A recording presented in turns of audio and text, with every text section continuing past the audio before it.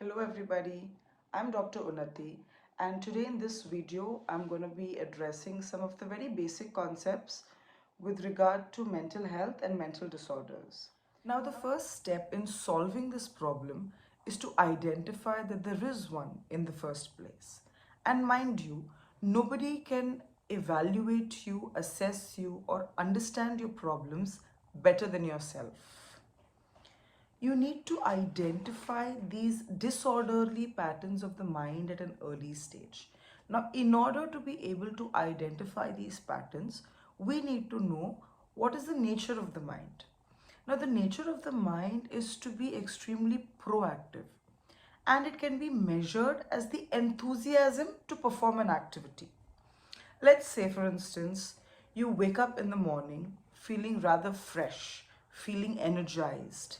You feel motivated to get out of bed and to get to work. You are looking forward to performing your activities of daily living. If this is the case, then you can definitely say that yes, I am mentally fit. But if you wake up in the morning feeling rather tired, feeling lethargic, feeling sad and gloomy, or you're counting your days until the weekend, then you must be careful. You must address this issue right now.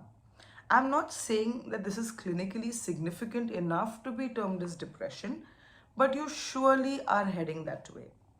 See, it's when you perform activities that you particularly dislike or you are not mentally inclined towards.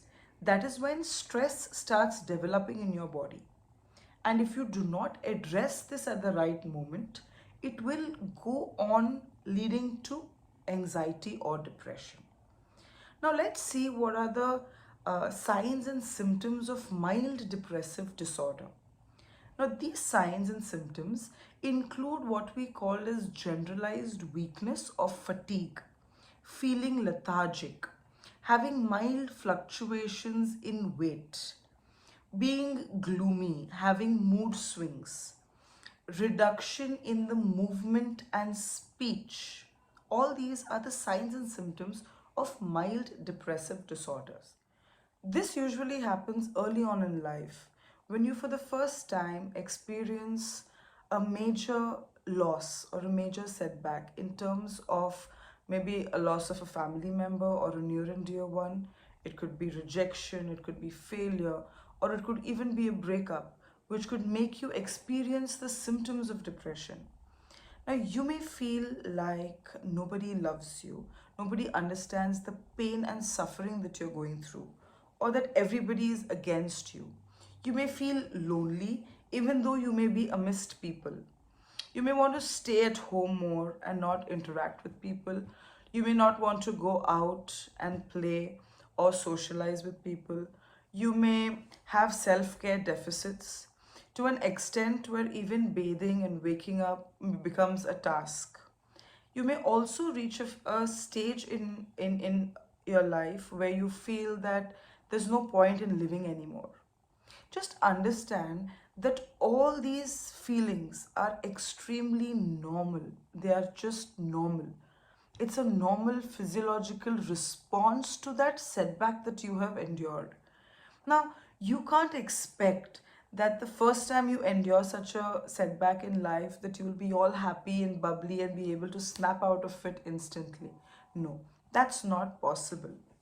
See, emotional maturity and emotional intelligence develops over a period of time when you know how to regulate your emotions, and you achieve this maturity only after you go through that turbulent phase of not being able to control your emotions, if it makes sense. This happens over a period of time. Now, as years go by and you face such situations more frequently, your brain, mind, and body learns to tackle these situations appropriately. So that is why it is very important that we realize and we learn how to manage and cope with these situations when we feel depressed, so that we can regulate our lives better and come out of this phase more effectively. First and foremost, it is very important to vent out these emotions and to provide an outlet. Now, you can do this by expressing your emotions. You can cry if you want to. You can go and meet a friend or a near and dear one with whom you can share all these experiences and feelings that you are going through. It is always advisable, actually, if you share these emotions and these feelings and these problems with elders, as they will always be in a better position to guide you through it as compared to your peers. So, vent out your emotions. Now, the second most important thing is to stay away from people and places that add on to this stress.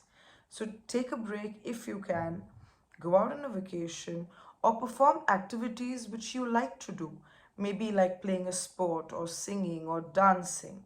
Now, all these activities helps you regulate your emotions, it gives you clarity of thought, and it calms your mind down. So stay happy, stay healthy, and have a great day. Bye bye.